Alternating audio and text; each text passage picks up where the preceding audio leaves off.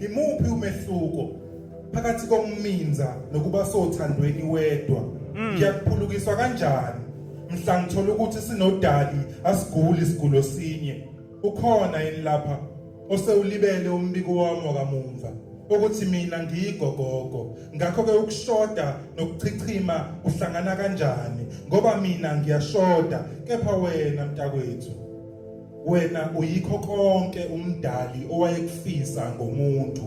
Bonke ubumsulwa ngemumva kwesigameko, imfudumalo yeEdeni ingeqhathaniso neyesakho isifuba. Msuka wephimbo likaThixo mhla edala konke ngezwi. Uyimbangela yokushintsha kwezinsuku, uyiwindi elingavulwa ezulwini lapho kufihlwe khona ubusha bukaMoya engcwele. Uyicebo lokuqala mhla kubunjwa isibeletho, umzamo wokugcina oba impumelelo ekuthungweni komculo. Uyikhasi lenkazimulo lingakadatshulwa ngabe lo mphefumulo. Uyisibongo sikaThixo mayengena emgangeleni.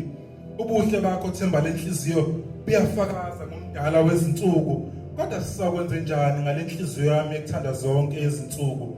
Zinamandla yini izintaba maziqhathaniswa nesamba senkambo yakho?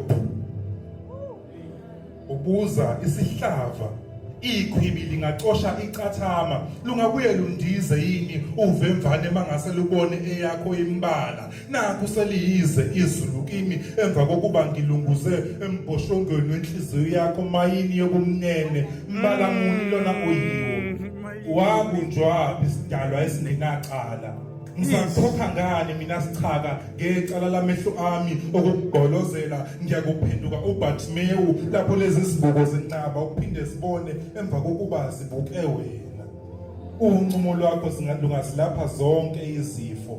Isandla sakho singalihlanza lunambitheke olimini ulwandle olubomvu. Amehlo akho akwazi ukuhlukanisa ubumtoti ojwini kuphela uma ungalibuka. Emakhasini acuywa esambulweni kwakulotshiwe ukuba icilongo kuyoba ngelakho iphimbo.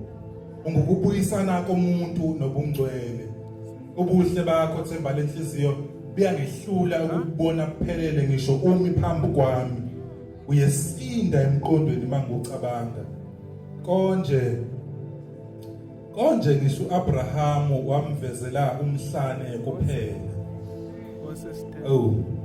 Nakho ke yebo, kuyenzeka umuntu akhuthuzwe ngamehlo, aphuce konke, asale nezibambo zingapheleli.